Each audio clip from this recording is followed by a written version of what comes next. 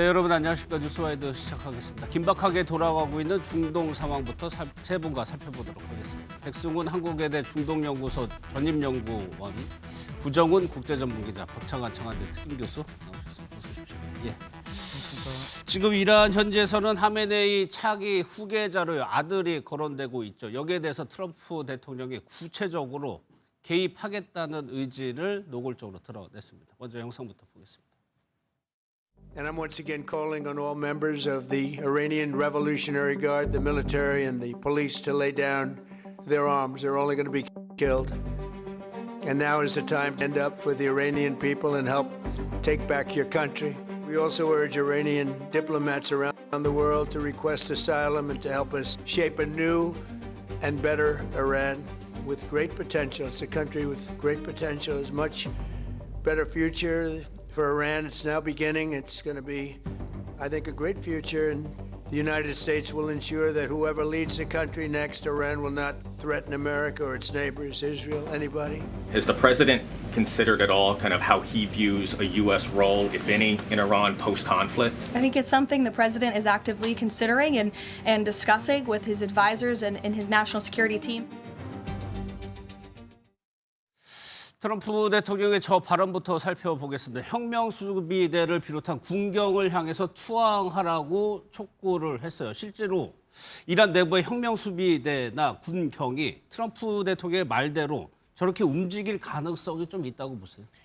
저는 좀 낮다고 봅니다. 저 투항하라, 이제 항복해라라고 하는 그 메시지의 그 들기는 좀 낮고요. 그러나 이런 부분은 분명히 있을 것 같습니다. 어떤 그 거래들은 가능할 것 같습니다. 그러니까 그 네. 혁명수비대에서 지금 어찌됐건 그 이란 내부에서 수권 능력을 갖고 치안을 담당할 수 있는 세력은 혁명수비대밖에 없거든요. 네. 사실 그러면 트럼프 지금 어떻게 보면 카메네이 정권에 되게 충성했던 핵심부 군부 장성들은 다 죽은 상태입니다. 다시 대체가 됐지만 그렇게 된다면 권위주의 체제에서는 항상 권력의 중심은 권력은 항상 중심부에서 가까이 배치가 돼 있거든요. 그런데 가까이 배치돼 있던 장성들이 다 사라진 상태에서 새로 들어온 사람들이기 때문에 기존의 그 장성들보다는 카메네이에 대한 그리고 이란 그 체제에 대해서 그 엘리트 그룹에 대해서 그 충성심이 높지 않은 사람들도 분명히 있을 거거든요. 네.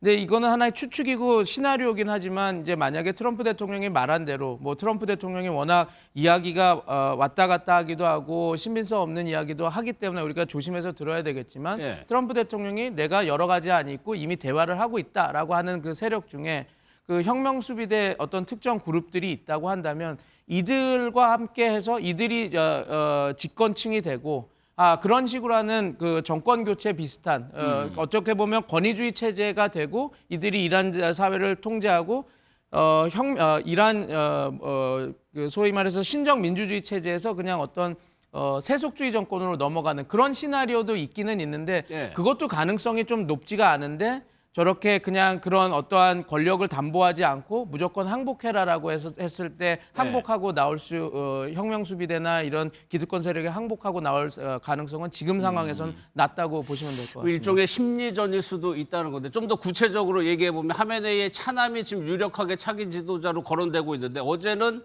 죽는다 이런 표현을 썼어요. 이란 국방부 장관은 암살 얘기도 했고요. 구체적으로 받아들일 수 없다라고 얘기를 했습니다. 만약에 이 기조를 이어간다면 5년 안에 다시 이란을 공격하겠다고 얘기를 했고 트럼프 대통령의 속내는 이건 것 같습니다.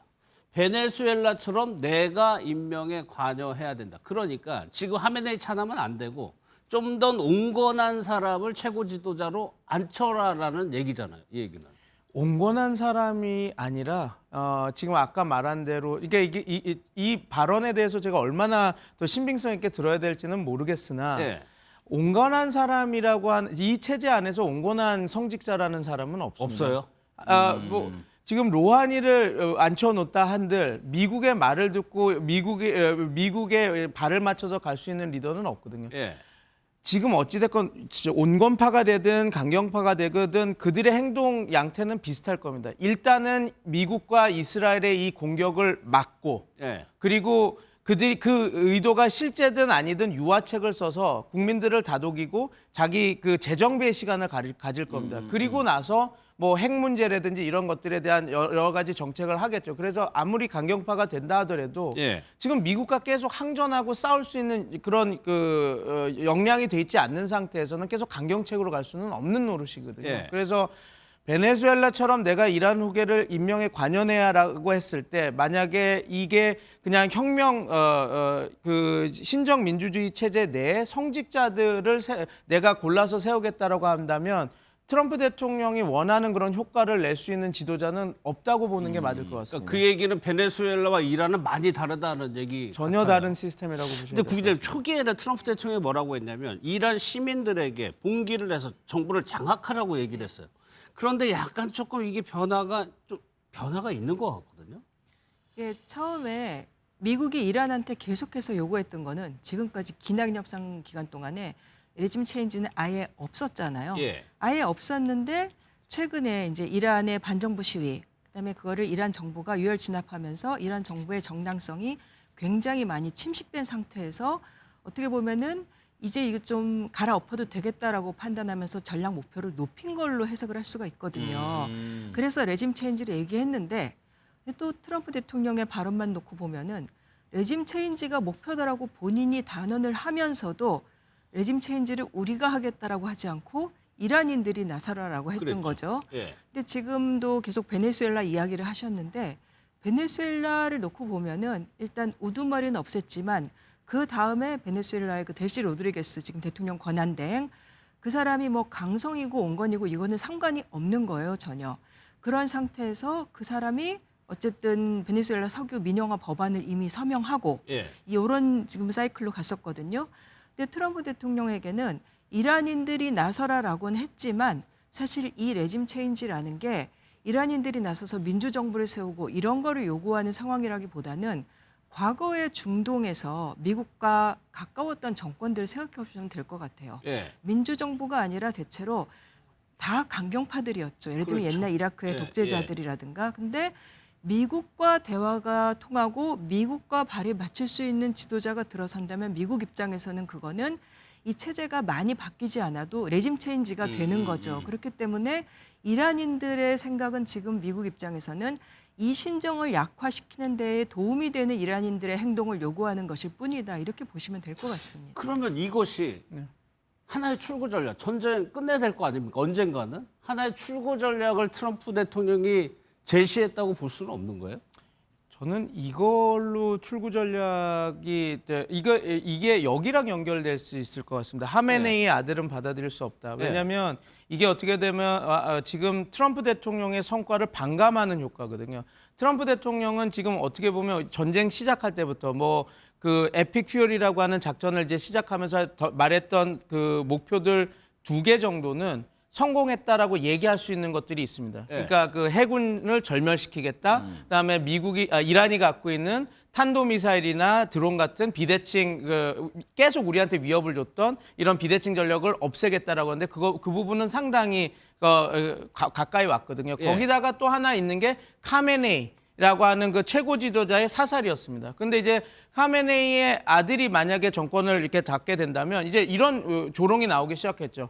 하메네이 86살이야. 그리고 전립선만 있고 어제 오늘 죽는다고 했는데 그냥 놔둬도 죽을 사람을 죽이고 아들이 그렇게 됐어? 그럼 이게 뭐가 바뀌는 거야라고 하니까 지금 이 이야기들이 나오는 겁니다. 저는 이런 생각도 해봤거든요. 지금 어찌됐건 정권 교체라고 하는 거는 단기에서 벌어질 수 없고 그 지상군 파견을 할 수도 없고 지상군 세력이 지금 만들어지지 않는 상황에서 출구 전략은 결국은 트럼프 대통령에게는 미국 국민들한테 내가 승리했다라고 하는 명분만 있으면 되거든요. 그렇죠. 작년 6월에 있던 12일 전쟁도 트럼프 대통령이 막 이란을 다 쓸어버릴 것 같이 벙커버스터 GUB-57을 14발 쏘고 이렇게 다 하고 나서 갑자기 우리는 승리했다. 이란의 핵은 불능화가 됐다고 우리 하고 나갔거든요.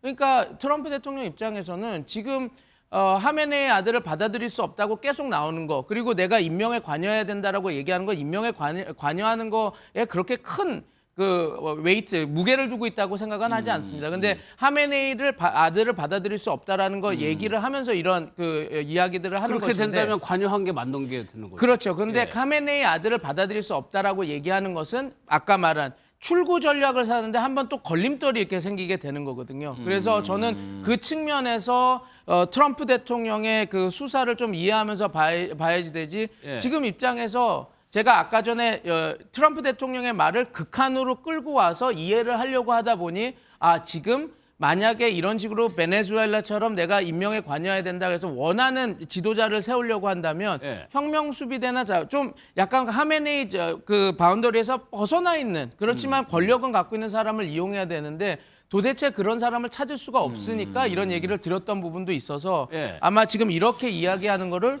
그 관점에서 좀 봐야 될 것 같습니다. 미국의 지금 트럼프 대통령은 출구 전략을 지금 찾고 있는데 출구 전략이 지금 만들어지기 어려운 상황에서 예. 지금 지금 하메네이는 절대 안 된다. 그래서 이런 이야기들이 나오고 있다라고 한번 보시면 조금 상황의 그 행간을 조금 더 이해하실지 않을까 이렇게 예. 생각합니다. 이런 상황에서 이란 근처에서는 쿠르드족이 이란 국경을 넘는 것이 초일기 상황으로 보입니다. 쿠르드족 자체에서도 47년을 기다렸다. 지금 항전 의지를 다지고 있는 상황이거든요. 레빗 대변인 얘기부터 한번 들어보겠습니다.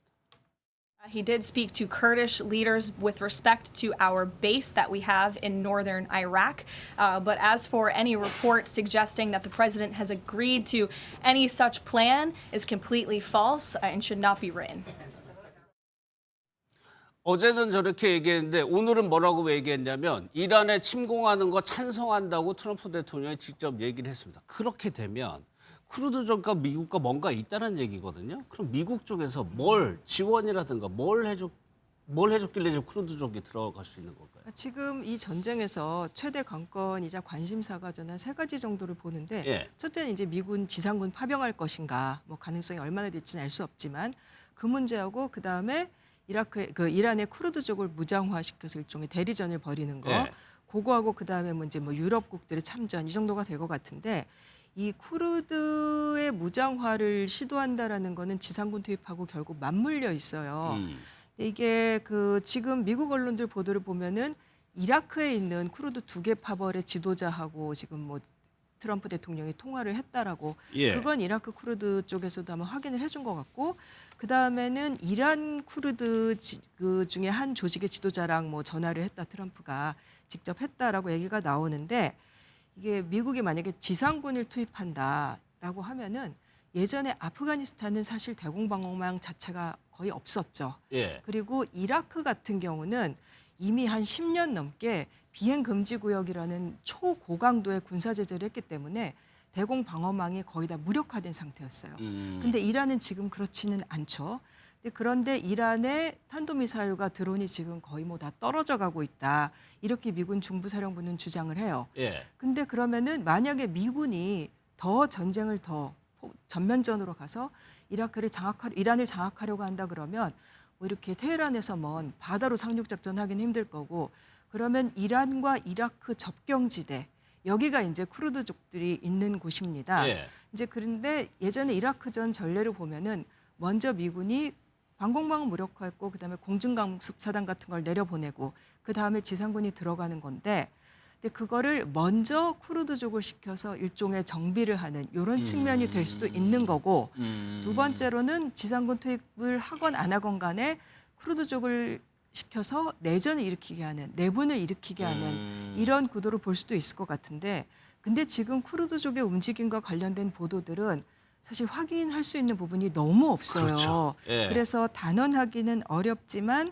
일단 가장 우려되는 게 이게 갈등이 있는 곳이 늘 무력 분쟁화되지는 않습니다. 예. 그런데 거기에 미국의 무기가 들어가면 정치적인 갈등이 무력 분쟁으로 되고 자칫하면 내전이 일어나고 이런 것을 우리가 다른 대륙이나 중동 지역에서 많이 봤기 때문에 그 부분이 굉장히 좀 우려가 되고 그다음에 시리아에서처럼 쿠르드족 일어나서 봉기해라라고 해놓고 나중에 쓰고 버리는 예. 그래서 그 나라의 정권의 탄압 앞에 내던져버리는 이런 일 여러 가지 우려되는데 쿠르드족들도 그런 것들을 모르지 않기 때문에 쉽게 움직이지는 않을 예. 것 같다는 생각도 들어요. 요 마지막 부분이요. 쿠르드족은 이미 미국과 무슨 협력 관계를 맺었다가 한번 배신당한 경험이 있어요. 그러면은 지금 상황에서 그 부분은 미군이 대리 지상전이라고 맡길 만한 존재냐거든요. 쿠르드족이. 이게 그렇습니다. 그 이라크에 파시메르가는 그런 능력이 있긴 있습니다. 근데 지금 이라크 쿠르드가 지금 구정훈 기자님께서도 말씀해 주셨지만 이라크의 쿠르드가 들어왔는지 아니면 이란의 쿠르드가 움직이는지 지금 파악이 안 되고 있거든요. 왜냐하면 이라크 쪽에서는 단 한 명의 쿠르드도 넘어가지 않았다라고 그 얘기를 하고 있고, 그다음에 이란 준관영 매체에서도 들어오지 않았다, 넘어온 게 없다라고 얘기를 하고 있습니다. 그러면 그 이란 내 그 무장 세력이 얼마나 그 전쟁의 경험이 있고, 파시메르가는 전쟁 경험이 있는 쿠르드 군이라고 볼 수 있고, 이란 내에 있는 그 쿠르드 세력은 정당은 있으나 그런 그 전쟁 능력이 그 아직 그 밝혀지지 않은 그런 거거든요. 그래서 얼만큼 지상군의 효과를 낼 수 있을지, 그 2,000명, 3,000명으로 얼마나 할 수 있을지는 그렇습니다. 그러나 그 지금 구정훈 기자님께서도 말씀해 주셨지만 그 북부 그 이란 지역이 산악 지역이라서 험한 지역이라서 잘 훈련된 2,000, 3,000명만 가지고도 상당한 효과를 낼 수 있거든요. 그리고 더 지금 큰 문제는 이겁니다. 단순히 죄송합니다.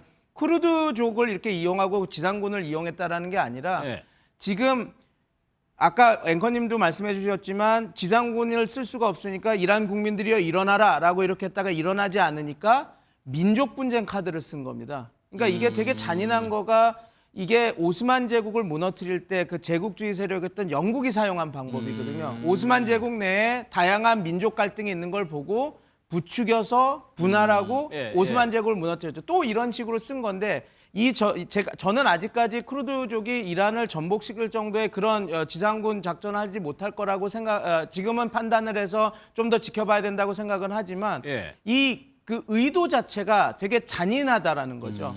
그러니까 이란이라고 하는 국가 정권을 신정 민주주의 체제를 무너뜨리기 위해서 어떠한 수단도 다 쓸 수 있다라는 모습을 보여준 건데 여태까지 우리가 볼 때 미국이 아무리 악의 제국이라고 하더라도 어떤 그 글로벌 오더, 그 질서를 만들어면서 끌고 갔던 나라인데 지금은 수단을 위해서는 모든 것도 사용하겠다라고 이렇게 던지는 거와 다름없거든요. 왜냐하면 잘못하다가는 그 이란의 이런 내전 형식으로 되면 이란 정권은 무너질 수밖에 없겠지만 발루치, 아제리, 쿠르드족 이 국가들이 다 여기서 그럼 독립국가를 만들겠다라고 이렇게 나오는 순간 우리가 이런 경험은 한번 한 적이 있습니다. 냉전 이후에 소련이 무너지고 나서 그 발칸 반도에서 이런 민족 학살들이 일어나면서 됐거든요. 그러니까 어떤 목적을 위해서 수단을 다 정당화할 수 없는데 지금 그런 형국으로 돌아가서 그래서 아까 전에 말씀드린 것처럼 저기서 처음에 이 쿠르드가 갈 거다라고 했을 때 백악관 측에서는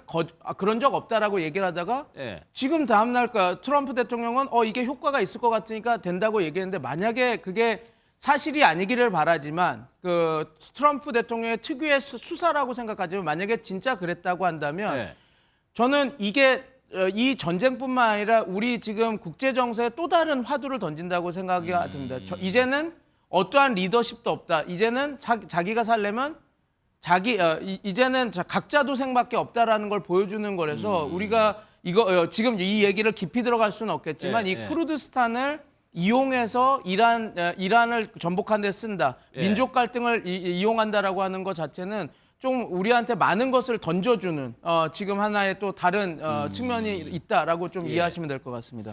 지금 동안 미국은 수조 원의 이제 미사일과 이제 공습을 했죠. 그래가지고 일각에서는 이란도 그렇고 미국도 그렇고 이 탄약 보유량이 얼마냐에 따라서 이 전쟁의 승패가 갈릴 거다. 이런 시각도 있습니다.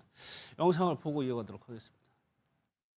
주한미군 전력 중동 차출 관련해서 한미가 협의를 하고 있다는 취지의 보도가 있었는데 주한미군 전력 운용과 관련해서 우리 정부가 언급하는 것은 적절하지 않고요. 주한미군 임무는 우리 군과 굳건한 연합방위 태세를 유지해서 한반도와 영내 평화와 안정에 기여하는 것이고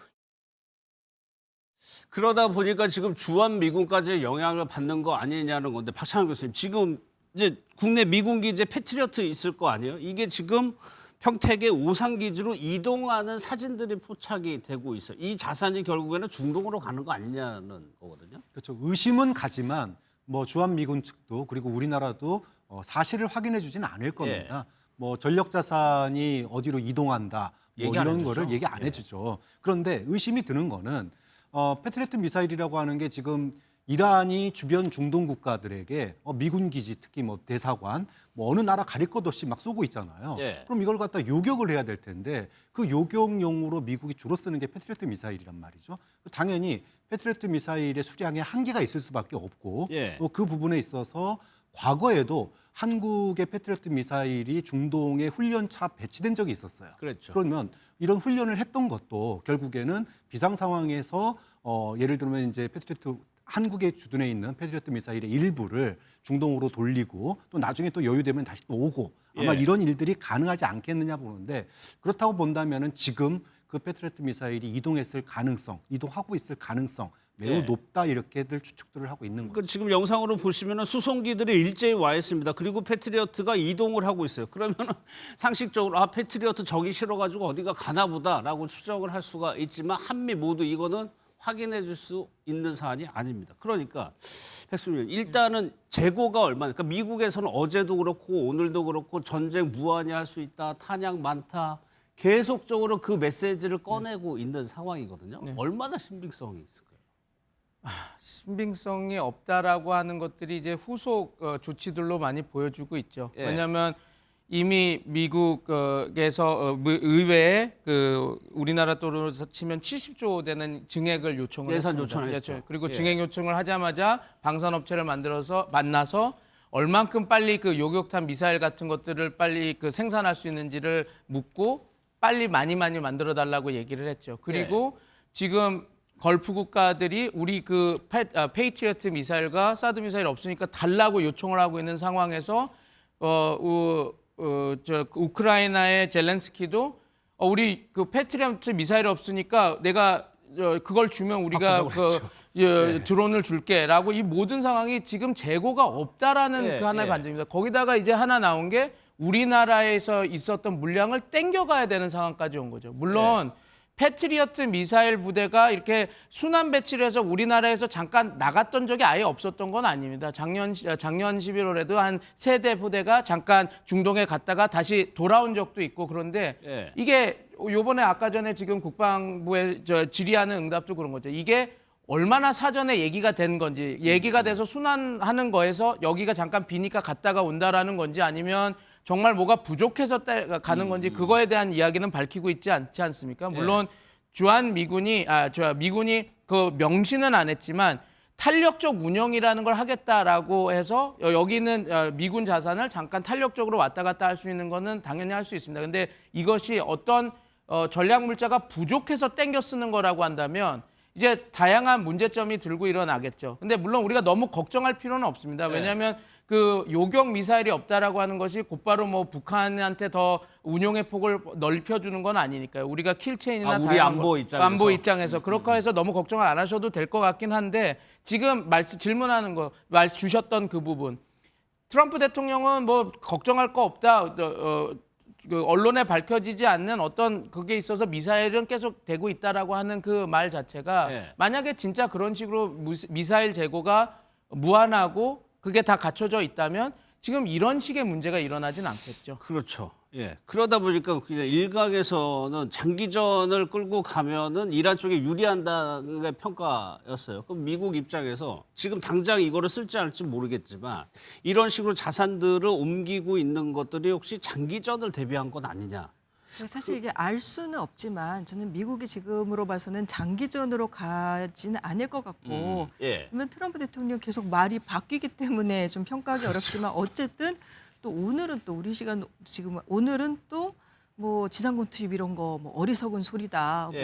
이란 쪽에서 뭐 항전하겠다 그러는데 쓸데없는 소리다 또 이렇게 얘기를 했고 장기전으로 가려고 하지 않을 것 같은데 이란 입장에서도 지금 뭐 새로 또 혁명수비대 사령관 뽑고 결사항전을 다짐하고는 있지만 이란도 여력이 없죠. 그렇겠죠. 지금 뭐 미군 중부사령부 얘기로는 뭐 이란 쪽에서는 탄도미사일 90%, 뭐 드론 85%가 지금 줄어들었다라고 하는 판에 그리고 미국은 트럼프 대통령이 우리 중화기 무한히 있다라고 그러니까 트럼프식 표현으로 얘기를 했다가 근데 얘기를 하는 동안에도 벌써 영국, 프랑스, 독일, 이슬이라고 부르는 유럽의 이 세 나라가 뭔가 미국이 지원을 요청했던 것처럼 뭐 이렇게 우리가 지원할 그러니까 물자나 이런 거 태세가 예. 되어 있다라는 의사를 처음부터 밝혔고 그랬죠. 그다음에 또 계속해서 유럽 이야기 나오는 게 결국 무기가 모자라서 그런 게 아니냐 미국도. 근데 예.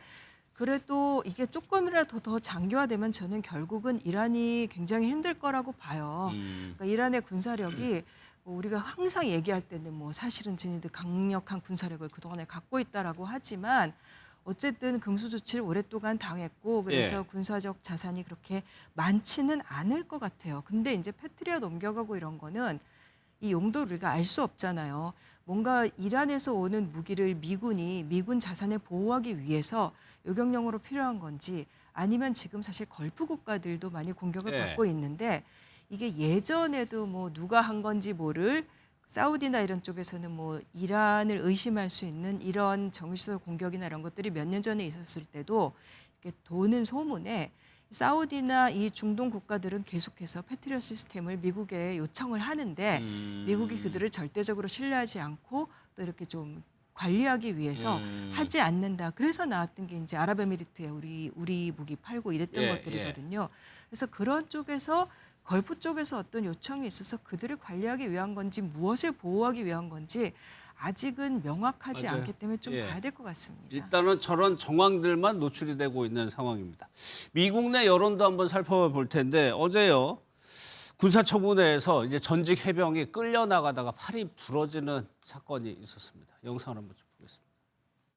The war for Israel. Your inability to name that shows you that stand up as a Marine.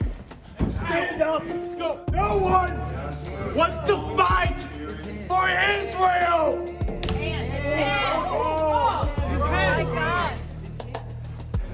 Palestine will be free. We just witnessed a Marine veteran interrupting the hearing, and they broke his arm. No, we do not support Israel. 미국 대통령도 결국에는 정치인입니다. 그리고 11월에 중간 선거를 앞두고 있는 상황이에요. 박찬일 교수님, 지금 미국 내 여론을 보면 전쟁에 대해서는 일단 저희가 영상을 상징적으로 보여드렸지만 반대하는 여론이 일단은 더 많단 말이에요. 지금. 네. 지금 반대 여론이 10명 중에 6명 이렇게 예. 나오고 있습니다.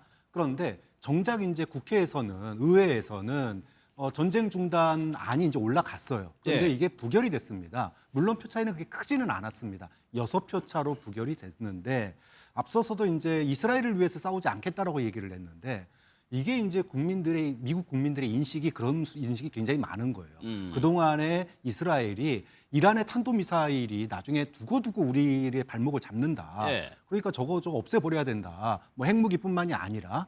그런데 핵무기는 작년에 가서 두들겨 패서 없앴잖아요. 예. 그렇게 추정이 되는데 이번에는 탄도미사일을 또 가가지고 두들겨 패서 거의 소진시킨다 이렇게 보이는 거거든요. 그러면 그걸 위해서 이스라엘의 이해관계를 위해서 우리가 가서 싸우는 게 맞냐라는 미국 국민들의 인식이 그렇죠. 굉장히 예. 폭넓게 있다라고 하는 거를 보여주는 단면이라는 거죠. 방금. 이스라엘에서는 지금 미국 본토 타격할 수 있는 미사일이 없습니다. 그렇죠. 예. 그러니까 북한 같은 경우에는 뭐 장거리 ICBM이 있지만 예. 이제 그 탄도 미사일이라고 하는 거는 중거리잖아요. 그러면은 이란에서 이스라엘을 쏠 수 있는 사실은 이제 쏜 적도 있었고 예. 그렇게 본다 그랬을 때 이스라엘에 가려운 곳을 갖다가 미국이 긁어주고 예. 또 그걸 통해서 지난번 베네수엘라처럼 이란의 석유도 좀 자기네들이 가져오는 이런 뭐 다목적인 포석이 있는데 거기에 대해서 미국 국민들의 인식은 아니 트럼프 공약이 뭐였습니까?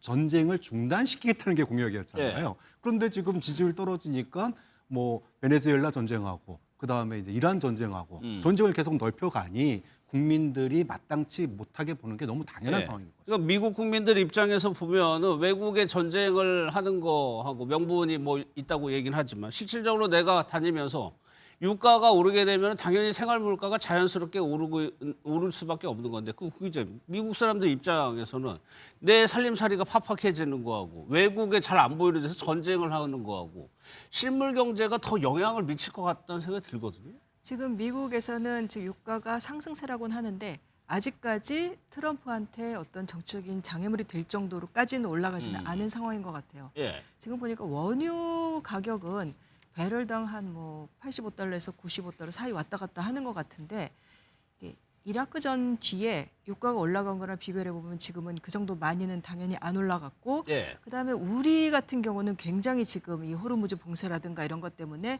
우리는 진짜 직격탄을 맞고 발등의 있죠. 불인데 예. 미국 같은 경우는 트럼프가 중간 선거에 영향을 미칠 정도로 유가가 그렇게 올라가지는 않을 것이다라고 생각을 했던 것 같아요. 그리고 이게 미국이 트럼프 정부가 생각하는 게 이번에 이란을 공습하기 전에 지난달에 미국 에너지 지배위원회라는 걸 만들어서 네. 일종의 그런 에너지 지배라는 것이 어떤 슬로건으로 내세워서 지금 트럼프 정부가 추진을 하고 있는데 이것들이 예를 들면 베네수엘라나 이란이나 이런 데 자원 부국에 이런 에너지 자원을 미국에 가져가겠다는 게 아니에요. 미국은 이미 에너지가 넘쳐납니다. 예. 그렇지만 더 파내고 환경 규제 완화해서 더 파내고 더 많이 팔고 그래서 전 세계 에너지 시장에서 미국이 차지하는 비중을 굉장히 높여서 예. 수출하는 나라가 됐건 수입하는 나라가 됐건 에너지를 쓰는 모든 나라들이 미국의 좀 영향력 밑에 무릎 꿇게 이게 그 위원회의 표현입니다. 무릎 꿇게 하겠다. 그거를 일종의 미국의 에너지 패권이라고 부르는 건데 이란을 공격하는 거는 그거의 연장선 상에는 있지만 그렇다고 그것 때문에 미국의 지금 가솔린 가격이 어마어마하게 급등하지는 않을 것이다라고 트럼프 정부는 보고 있고 그래서 지금 사우디를 굉장히 많이 사우디아라비아를 미국이 이제 압박하고 있죠. 그래서 오펙이 지금 증산을 하게 만들었고 이 증산에는 오펙의 회원국은 아니지만 오펙과 협력해왔던 러시아도 지금 증산을 하겠다라고 하고 있거든요. 예. 그러니까 트럼프 정부는 미국의 유가가 그렇게까지 급등하는 것을 막을 수 있다라고 지금까지는 생각을 하는 것 같아요. 예. 그런데 오늘 나온 보도를 보면 백악관의 수지 웨일스 비서실장이 모든 방법을 강구하라고 지시를 했다는 거죠. 관련해서 유가 관련해서요. 영상 한번 좀 보도록 하겠습니다. Further action to reduce pressure on oil is imminent, and the oil seems to have pretty much stabilized. And in the long term, the actions we're taking will dramatically increase the stability of the region and oil prices and stock markets and everything else. Anywhere in the world, their navy is gone. 24 ships in 3 days. That's a lot of ships. All of their airplanes are gone. يعني إذا استمرت الحرب لا سمح الله العراق سوف يخسر معدل 3.4 مليون برميل إنتاج في اليوم الواحد. 유가가 이렇게 오르는 거는 호르무즈 해협을 이란이 지금 꽉 막고 있기 때문입니다. 거기에 지금 원유 수송 유조선들이 한 대도 지금 왔다 갔다 하지 못하고 있는 상황인데 이렇게 막는 것이 사실 이란 입장에서도 본인의 내상을 감수하고 하는 거라면서요, 이게. 네, 왜냐하면 그쪽에 이게 이렇습니다. 이게 이란 석유는 원래 이제 그 경제 제재 때문에 못 파는데 그래도 여러 가지 방법으로 인해서 유령십 해가지고 이제 희석하기도 하고 희석이 한다는 게 이거를 유조선을 영해상에서 다른 석유와 섞어서 이렇게 팔기도 하고 그런 식으로 팔죠. 어찌 됐건 이란에서 보통 이란에서 생산하는 원유량이 한 원래 지금은 한 190만 배럴 퍼 데이가 190만 배럴을 생산을 했습니다. 그런데 그 양이 다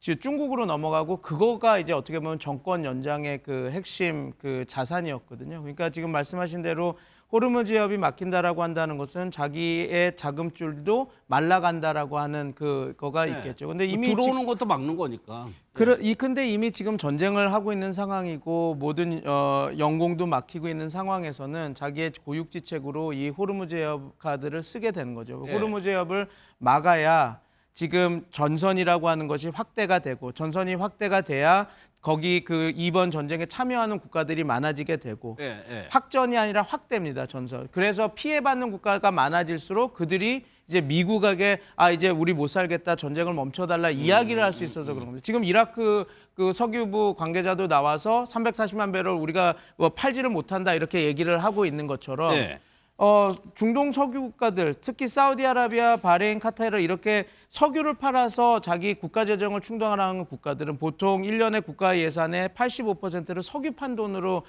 꾸리는 국가들은 지금 이 호르무즈 해협이 막혀서 석유를 자기가 팔지를 못한다고 한다면 그만큼 국가 재정이 파탄이 나는 것이거든요. 그러니까 그런 걸 노리고 그런 것을 노리고 이란의 전략으로 저렇게 맞고 가고 있는 거고 당연히 그 과정에서는 앵커님이 말씀하신 대로 이란도 감수하고. 자신네들이 그 예. 손해를 감수하는 것이겠죠. 근데 그러면, 감수하지 않으면 또 계속 저렇게 맞게 되는 것이니까 그 공격을 맥락이 호르무즈를 막은 맥락이 아제르바이잔 공격했죠. 이거는 네. 중동이 아니고 중앙아시아로 분류되는 국가인데 아제르바이잔까지 공격을 한 것도 같은 목적을 가지고 있다는 겁니다. 전선 확대 여기는 두 가지 측면이 있습니다. 네. 그러니까 지금 나토 그리고 그 키프로스에 있는 영국 부대까지도 그 미사일 공격을 해서 전선을 지금 확대해서 참여하는 국가들을 늘리는데 그래서 지금 이탈리아, 영국, 프랑스도 지금 이야기를 하고 우리도 뭐 보낼 수도 있다, 군대를 보낼 수도 있다 그러는데 이게 확전이 되면 불리한데 예. 참여하는 국가들이 많으면 참여하고 나서 미국 그 군사작전 하는 데 있어서 미국과 협의를 해야 되지 않습니까? 그 과정에서 이제 전쟁을 멈추자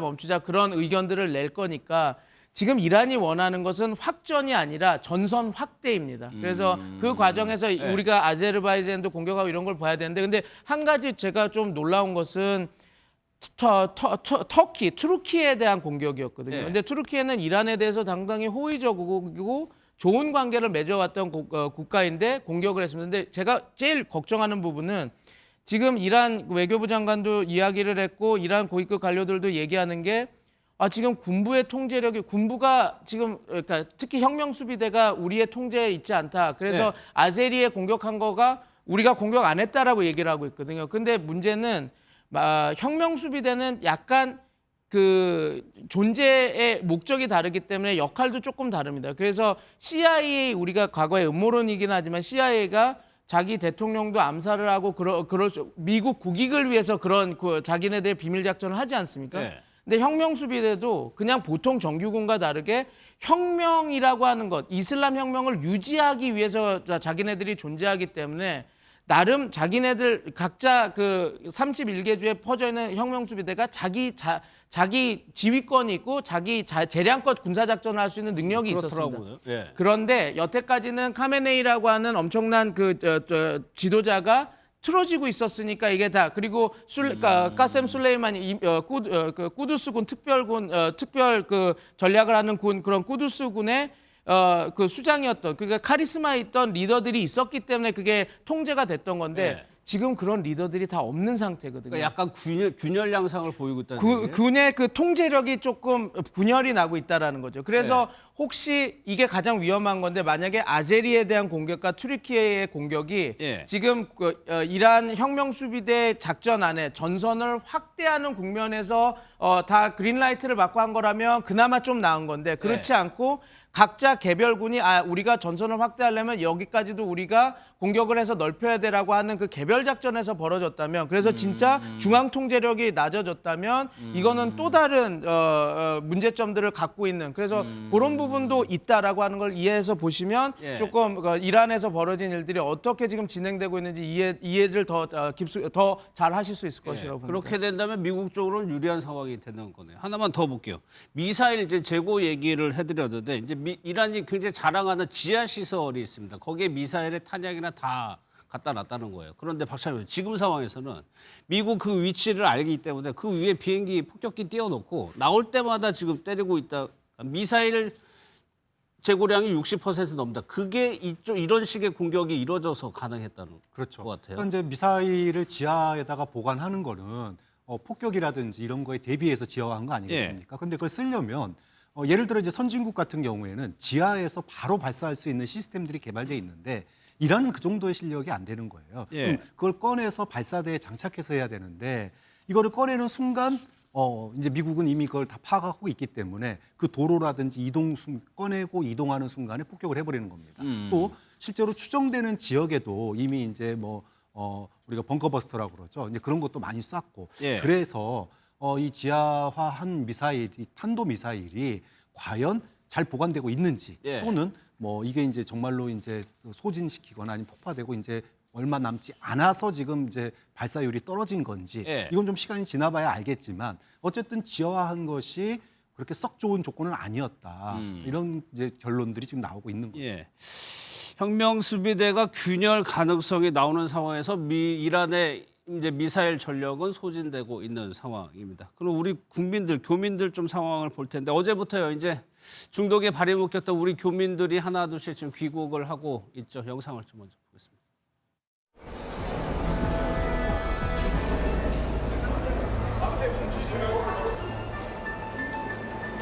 이게 폭탄 터진 거예요, 이거예요. 호텔방에서 찍은 거예요. 오는 날 비행기 타기 5시간 전에 앵 소리가 들리고 뭐꽝 하더라고, 오늘요. 이제 못 올까봐 그 두려움이 많았죠. 이제 어떻게 상황이 돌아갈지 모르니까. 이제 한국에 왔구나, 뭐 이런 생각이 들기도 했었고, 피곤하기도 했었고, 그래 빨리 집에 가서 쉬어야 되겠다, 뭐 이런. 실제로요, 저희가 두바이에서 오만까지 어렵게 이동하시는 분하고 지금 전화 연결이 돼 있습니다. 현지 상황이 어떻고 지금 어떻게 이동을 했는지 좀 자세히 여쭤보도록 하겠습니다. 유튜버십니다. 수길따라라는 이름을 쓰고 계시는데 연결돼 있습니다. 안녕하십니까? 안녕하세요. 예, 제가 듣기로는 두바이에서 오만까지 굉장히 힘들게 이동하셨다고 들었는데 그 과정이 어땠습니까?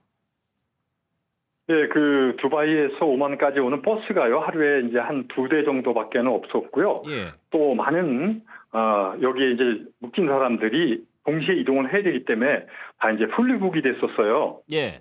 그래서 일주일째 다 풀리북이 됐었는데 저 같은 경우에는 그 다음 날 한 자리가 있더라고요. 그래서 그걸 타고 오는데 그 굉장히 그 버스가 열악하기도 했지만 9시간 정도 걸리더라고요. 예. 그래서 이제 그 무스카트에 도착을 했습니다, 지금. 그 가격이요. 버스가 타는 가격이 천차만별이라고 들었는데 100몇만 원짜리 되는 자리도 있었습니까? 그러니까 이제 그 우리 한국 분들이 정보가 없다 보니까 예. 일단 빨리 한국에 귀국을 하려면 5만 원 와야 되겠고 하니까 이제 급한 마음에 차량을 알아봤는데 택시가 170만 원에서 무려 195만 원까지 했는데 그것도 좌석이 없었고요. 택시가요? 저 같은 경우에는 이제 버스로 예. 한 대당. 예. 근데 저 같은 경우에 버스가 있으니까 그건 이제 한 5만 원 정도면 넘어올 수 있었어요. 그러면은 현지도 오만이나 이제 두바이 말씀하셨는데 현지도 조금 전쟁의 위험이라든가 이런 게 좀 느껴지는 상황이던가요?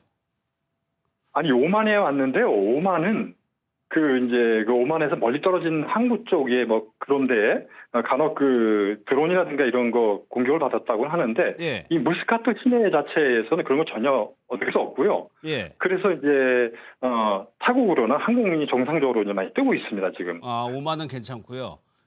예. 그러면 두바이 상황은 떠나시기 직전까지 두바이는 좀 현지 상황이 어땠나요? 그때는 이제 그 미사일 공격에서 폭발음이 들리기도 하고 연기가 치솟기도 하고 예. 뭐 상점들도 이제 문을 폐쇄한 지역도 있었고요. 그리고 학교도 이제 그 휴교령을 내렸고 또 증권시장 같은 경우도 이제 문을 닫고 했더라고요. 그러면 지금 선생님은 오만에서 한국행 비행기를 좀 기다리고 계시는 상황인가요? 그런데요. 안타깝게도 제가 오늘 예. 한국으로 가는 비행기가 다시 아부다비를 거쳐서 가는 거였었는데 오늘 5시 50분 비행기인데 이게 캔슬이 돼 버렸어요. 예, 그러니까 그게 중동을 거쳐서 가는 비행기였기 때문에 그게 또 캔슬이 돼 버리더라고요.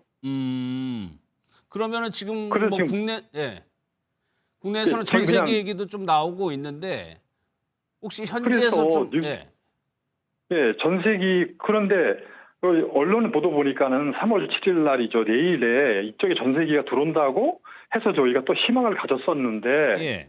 아니라는 거예요. 또 저쪽에 그 UAE가 또 검토되고 있어서 그러면 또 다시 UAE를 가야 되는데 그 길이 굉장히 험난하기도 하고요. 지금 그리고 제가 그 해당 그 대사관하고 통화를 해봤는데 그것도 좀 불투명하다고 합니다.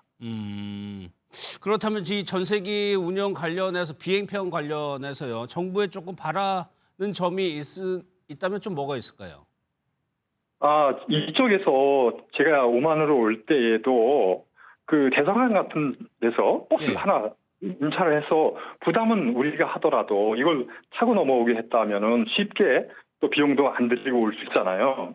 정부도 돈이 들어가는 것이 아니고 그런 일들을 그 오스트리아에선 했어요. 그래서 57명이 버스로 단체로 이동해서 오만에 와가지고 이제 그 비행기를 타고 귀국을 했는데 우리는 그런 조치를 하지도 않고 그런 내용을 공지조차도 하지 않더라고요. 그래서 그런 게 좀 아쉬웠어요. 확정이 되면은 조금 공지를 좀 해달라는 말씀이시죠? 아니요, 그렇게 이쪽으로 넘어오고 싶은 분들이 굉장히 많았으니까 예. 그때 이런 루트가 있다라는 걸 알려주셨다고 아, 네. 한다면 예. 예, 안내라도 좀 해주셨으면 그 비싼 돈 두고 여기 안 왔을 거 아닙니까? 지금 오만 현지에서 그래도 한국 교민들이 많이 도움을 주고 있다고 들었습니다. 예, 여기 교민분께서 저한테 메일을 보여주셔가지고 탈출하는 루트를 알려주셨어요. 예. 버스로 오는 루트를. 제가 그래서 그걸 타고 여기 왔고 그 교민 댁에 지금 제가 머물고 있으면서 비행기를 기다리고 있는데 예. 지금 요거 다행히 지금 여기 그 대사관에서 여기 오만 대사관에서 우리 한국 대사관이죠. 거기서 연락이 왔는데 예. 내일 새벽에 오만과는 여기 비행기에서 자국민을 실어낸답니다. 그러니 예, 그 비행편을 타겠느냐고 지금 연락이 왔어요. 아, 그래요. 예, 그러니까 아마 어느 국가인지는 그 대비여서 밝히질 않는데 예. 어느 국가인지는 모르겠는데 그것을 65세 이상 된 사람은 비행 좌석이 남으면 그걸 태워주겠다는 거예요 지금요. 그래서 예. 그 비행기를 기다리고 있어요 지금. 알겠습니다. 아무쪼록 좀 귀국 한국에 돌아오실 때까지 좀 안전하게 계시고 안전하게 귀국을 하셨으면 좀 바라겠습니다. 저희도 고맙습니다. 네, 염려해 주셔서 고맙습니다. 예. 지금까지요 두바이에서 오만으로 탈출한 이제 유튜버 수길 따라 좀 연결해서 상황을 들어봤습니다.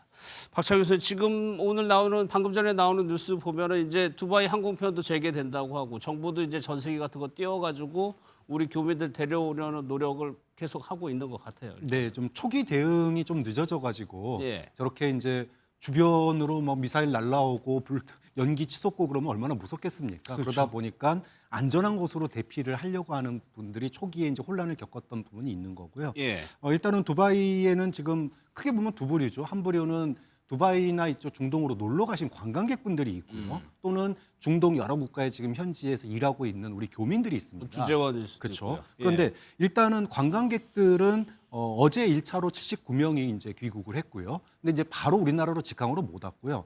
뭐 두바이도 그렇고 중동에 지금 여러 공항들이 뭐 운행이 잠깐 멈추기도 하고 예. 또 밀리기도 하고 이게 지연이 되고 있다 보니까 우리나라로 직항하는 건 운행이 금지돼 있었고요. 그래서 대만으로 경유하는 편을 통해서 79명이 들어왔고 남은 이제 관광객이 한 30명 정도 됐대요. 이분들은 마침 이제 그 직항에 이제 떨어졌습니다. 그래서 오늘 저녁 8시 뭐 한 20분 요 경에 인천공항으로 도착하는 걸로 돼 있습니다. 예. 이제 관광객들의 급한 문제는 이렇게 해결이 됐는데 앞서 말씀하신 것처럼 뭐 이스라엘도 그렇고 두바이도 그렇고 오만도 그렇고 이 중동 지역에 있는 우리 교민들이나 주재원들이 많아요. 예. 수천 명입니다. 그럼 이분들이 상황이 앞으로 어떻게 되느냐에 따라서 수요가 폭발적으로 늘어날 수 있어요.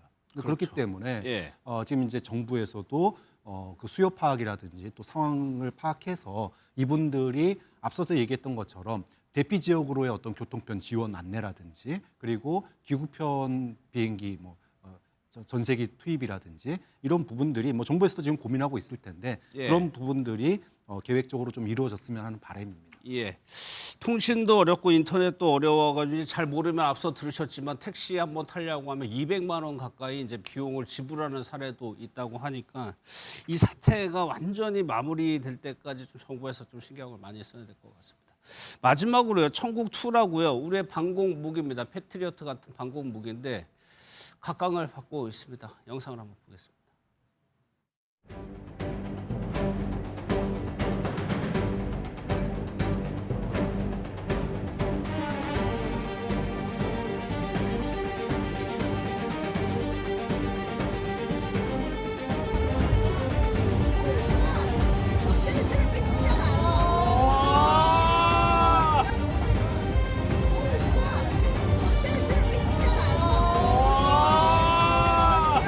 UA군이 긴급하게 투입을 했고 90% 이상의 성과 요격률을 보였다는 것은 우리 K방산의 기술력이 좀 뛰어나다는 것을 입증하는 계기가 된 것으로 보여집니다. 뭐 전쟁의 양면일 수도 있겠습니다. 한쪽에서는 민간인이 사망하는 일이 벌어지고 있는 반면에 뭐 이 소식은 박 교수님, 우리의 이제 무기가 해외에서 조금 각광을 받고 있다는 좀 뉴스예요. 네, 뭐 다행인 건 그래도 살상용 무기라기보단 천궁2는 생명을 살리는 무기잖아요. 그렇죠. 방어용 방어용 무기죠. 무기입니다. 예. 이러다 보니까는 이런 부분에 있어서 우리의 어떤 기술력이나 국방 기술력이 많이 발달이 돼서 우리나라 국민들뿐만 아니라 해외에 있는 다른 나라 사람들도 죽음으로부터 방어해 줄 수 있다라고 하는 측면에서는 좀 자부심을 가져도 되지 않을까. 또 실제로 우리 경제에도 많이 도움이 될 테니까요. 예. 좀 그런 측면에서는 천궁2의 어떤 그 중동 지역에서 지금 빨리 보내달라고 이런 부분들이 그래도 우리 국민들에게는 좀 일종의 뿌듯함을 만들어주고 있는 것 같습니다. 알겠습니다. 세 분과는 여기서 좀 마무리하도록 하고 이제 정치권 소식으로 넘어가도록 하겠습니다. 공당의 민주적인 시스템을 지켜달라는 저의 호소를 진지하게 고려해준 법원에 먼저 감사의 뜻을 표합니다. 당의 민주적 질서를 무너뜨렸던 장동혁 지도부는 지금이라도 반성하고 지방선거 승리를 위해 당을 정상적으로 운영해야만 합니다. 한 달 가까이 멈춰있던 국민의힘 서울시당의 시계를 다시 돌리겠습니다. 선거 이기셔야 될 거 아니에요. 특히 이제 서울은 그거 위해서 장 대표가 어떻게 해야 된다고 보세요? 아무것도 뭘 차라리 하지 않았으면 좋겠다라는 생각이 들 정도인데요. 첫 번째는 지금까지 시간을 지체해온 것, 그리고 예. 두 번째는 우리 당원들을 훼손해온 것들에 대해서 사과하고 예. 전격적인 노선 변화를 선언해야 한다고 생각합니다. 네, 김종욱 전 민주연구원 부원장, 최수영 평론가, 윤기찬 국민의힘 법률위 부위원장과 함께 이 내용부터 살펴보도록 하겠습니다. 어서 오십시오. 예. 어제 오후쯤에 이 결과가 법원의 결과가 나왔어요. 그러니까 징계의 가처분 신청에 대해서 법원이 이거를 받아들인 건데 윤기찬 부위원장 그 내용 중에 헌법에 명시된 정당의 자율성 범위를 벗어났다고 법이. 일단 이제 그 결정문을 읽어보면 정당의 자율성은 존중돼야 되는데 예.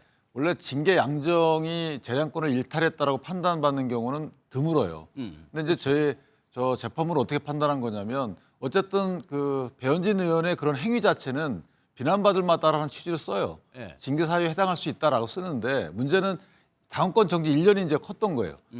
당원권 정지 1년을 하려면 사실관계 확정을 엄격히 해야 되는데 예. 사실관계 확정이 약간 다르다고 본 것 같아요. 예를 들면 지금 이제 그 징계할 때 윤리위원회에서 말한 것은 어떤 미성년 아이의 비공개 사진을 배현진 의원이 마치 이제 이렇게 올린 것처럼 이런 취지로 읽히는 듯하게 썼는데 실제 그런 입증은 안 된다. 왜냐하면 푸사에 이미 공개되어 있기 때문에 비공개 사진이 아니고 만약에 이렇게 했으면 됐을 것이다. 뭐냐면 배현진 의원은 저명한 분이니까 이쪽으로 옮겨서 여기다 게시하게 되면 많은 사람들이 보게 되니까 그러한 것을 징계 사유로 삼았다면 괜찮았을 텐데 오히려 마치 비공개를 공개한 것처럼 이렇게 했기 때문에 사실 인정 과정에 다소 과장이 있었다.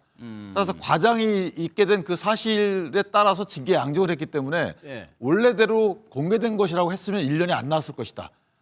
따라서 이건 재량권 일탈 남용이다 이렇게 판단한 거예요. 그리고 또 하나는 이제 선거 국면이기 때문에 만약에 여기서 배현진 의원의 징계가 정지된다 하더라도 배현진 의원은 만약에 정지 안 되게 되면 심각한 타격을 입지만 당은 그렇지 않지 않느냐. 만약에 정지가 된다 하더라도 당은 피해볼 게 없다. 이 두 가지 측면 때문에 인용이 된 것으로. 예. 그래서 결과적으로 지금 배현진 의원의 인터뷰 들어보셨지만 장동혁 대표 아무것도 하지 않았으면 좋겠다라고 아주 강하게 얘기를 했거든요. 뭐 일단 어떤 형태로든지 당 윤리위에서 징계를 한 사안 자체가 부당하다고 나왔기 때문에 그렇다면 장동혁 대표가 이 문제와 관련해서 어떤 형태로든지 배현진 의원에 대해서 무엇인가 얘기를 해야 된다. 근데 그것이 아니라 다시 한번 또 문제가 있다라고 재징계 또는 어떤 격렬하게 싸우는 모습들을 보이지 말아라라고 하는 얘기인 것 같은데요. 일단 제가 볼 때는 이 징계 자체가 매우 잘못됐다라고 지금 법원이 판단한 거 아니겠어요? 첫 번째가 충실한 심의를 거치지 않았다고 얘기를 하는 건데 보면 배현진 의원한테 이 내용 자체가 전달되기 이전에 징계위가 열리는 일이 벌어지게 되면 소명할 수가 없다라고 얘기해서 그 내용이 들어가 있는 거고 또 그런 심의도 문제입니다만 재량권 일탈과 균형을 벗어난 징계 양정도 마찬가지입니다. 뭐 이런 일로 1년을 줘 이런 거기 때문에 법원의 판단, 법률적 판단을 떠나서 배현진 의원에 대해서 당 지도부와 윤리위가 어떤 징계라고 하는 절차의 문제가 아니라 매우 정무적인 판단을 가지고 징계한 게 아니냐라고 볼 수밖에 없는 내용들을 법원이 입증해 준 측면이 있기 때문에 저는 뭐 당연히 배현진 의원이 그렇게 얘기할지 모르겠습니다만 그래도 배현진 의원이 잘한 건 아니잖아요. 잘못한 내용이 분명히 있는 거잖아요. 네. 제가 볼 때 둘 다 도끼는 개끼인데 막 서로 싸우면서 네가 잘못했잖아, 내가 잘했잖아 이렇게 얘기하는 건 좀 네. 우습기는 해요. 이 부분과 관련해서. 전 그래서 배현진 의원도 잘한 건 아니잖아요. 전 그래서 그런 측면에서는 네. 서로가 이 문제는 서로 싸움을 하는 소재라기보다는 좀 정리하는 단계로 가야 되는데 이 징계 문제가 징계로 판단되는 게 아니라 예. 서로 다른 의도가 있다고 생각을 하니까 또 다른 싸움으로 가는 측면이 있거든요. 예. 제가 볼 때 끝나지 않을 것 같아요, 저 싸움. 그러니까 이게 지금 정리 수순이 아니고 지금 친한계나 개혁적인 성향의 의원들 얘기해서 다시 싸우자는 분위기로 지금 가고 있는 거 아니에요? 그래서 이제 많은 분들이 이제 배현진 의원의 이제 가처분이 있었을 때 본안 소송은 어떻게 될지 모르겠으나 우리 윤 변호사도 말씀하셨지만 가처분은 이게 인용될 가능성이 높다. 그러니까 모든 법조인들이 공통된 의견이었어요.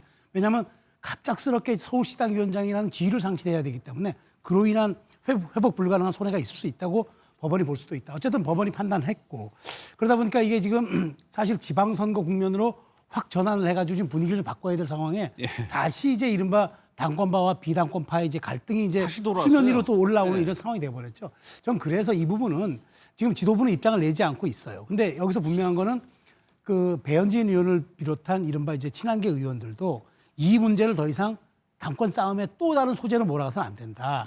어쨌든 지금 우리는 6.3 지방선거라는 공동의 목표 아래에 있기 때문에 지금 더 이게 가버리면은 그 다음에는 회복 불가능한 일이 당내에서 벌어지는 겁니다. 그렇기 때문에 저는 배현진 의원이 뭐 장동혁 대표 뭐 가만히 있어라 뭐 아무것도 하지 마라 이렇게 얘기하는 건 과하고 어쨌든 배현진 의원도 본안 소송도 남아 있을 뿐더러 문제를 제기를 사실 야기를 했던 분이잖아요. 원인 제공. 그렇죠. 그렇기 때문에 이 부분은 저는 어쨌든 더 이상 확전할 필요는 없다고 보는데 다만 이 지점에서 윤리위원회의 역할 규정은 다시 한번 필요하다. 왜냐하면 지금은 윤리위원회가 뭐 어떤 역할을 해가지고 다시 한번 여기에 대해서는 뭐 지금 뭐 누구를 징계하니 마니 이런 사안이 아니라 지금 오롯이 지방선거에 집중해서 100일이 안 남은 상황에서 이런 식의 또 하나의 갈등의 소재와 불씨를 제공한다는 거 이 점은 좀 당 지도부가 한번 고민해 볼 대목이라고 봅니다.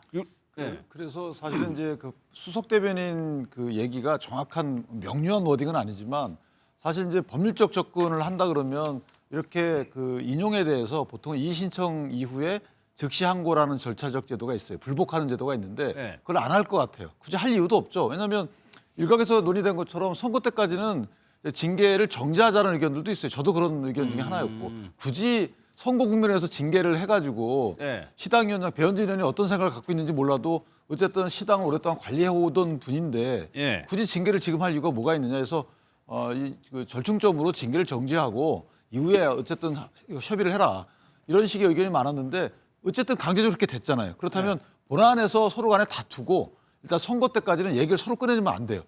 지금 오늘까지 다 뭐 쏟아냈는데 보니까 한동훈 전 대표도 뭐 법원을 제명하라 이런 식으로 쏟아냈는데 자, 그 정도의 감정적 표현 좋아요. 여기까지 오늘까지 하고 내일부터는 이와 관련된 얘기를 안 하는 게 좋겠어요. 나중에 본안 끝나게 되면 거기에 대한 책임을 윤리위원장을 묻든 지도부에 묻든 그때 이후에 하고 법원이 한 얘기가 그거잖아. 선거에 중요한 역할을 하니까 이거 그때까지 정지하자라고 한 거니까 법원 결정을 존중해서 양측에서 이제 싸우지 말고 선거운동에 매진했으면 좋겠다. 뭐 윤기찬 부회장님 뭐 말씀 이해합니다만 지금 또 하나 남아 있는 궁금한 것부터 여쭤볼게요. 또 하나 한동훈 전 대표 따라가는 의원들 징계해야 된다 그런 거 있었잖아요. 근데 그거는 저는 누차 얘기하지만 정치적인 책임의 대상은 될 수가 있죠. 그 본인이 어떤 행보를 하는지에 대해서는 무소속, 그러니까 현재 제명당에서 당적이 없잖아요. 한 전 대표가. 그러니까 아직까지는 출마 선언도 안 하고 했기 때문에 지금 해당 행위라고 단정하기는 어렵고 또는 해당 행위적 성격이 있다 하더라도 징계 대상으로 삼기 힘들다고 봐요. 그러나 후보로 본격적으로 등록을 해서 뛰는데 국민의힘 의원이 한동훈 전 대표를 선거운동을 돕는다. 이 부분은 다른 차원이죠. 그러니까 징계를 하지 말자는 거는 그런 식으로 저 사람들 징계해야 된다 이런 얘기도 하지 말아야 된다는 거 아니에요? 저는 개인적으로 그럴 필요가 있다고 봐요. 이제는 왜냐하면 다 어른들이잖아요. 그럼 본인들이 정치적 책임을 지고 거기에 대해서 또 징계한들 안 한들 뭐가 달라지겠어요? 그러니까 이거는 선거 때까지는 그냥 두자. 다만 그 해당 의원들도 실제 선거에 만약에 한 전 대표가 등록을 하게 되면 그때는 곰곰이 생각을 해봐라. 기본적인 상식적인 행동을 해야 될 거 아니에요? 그런 차원에서 보면 그때까지는 본인의 마음을 이렇게 표현한다 하더라도 또는 본인들 공천을 준 전 대표에 대해서 의리를 지킨다 하더라도 그 위에 본인을 공천권을 진짜 준 사람은 당이기 때문에 그 당에 대한 당원 내지 의원으로서의 기본적 의무는 후보 등록 이후에는 질 것으로 예. 저는 그렇게 봅니다. 하나 더요. 그러면 서울시당 위원장 배현진 의원의 그 서울시당 위원장 이제 복귀하는 겁니까? 자동 복귀가 된 거고요.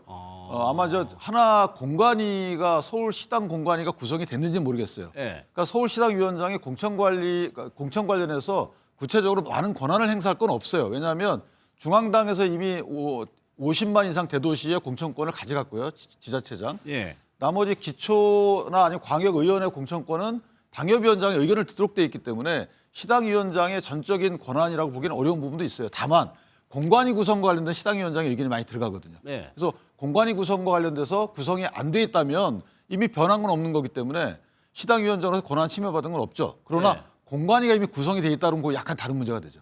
예. 이제 두 분은 이제 당을 걱정하는 마음에 그만하자고 하시죠.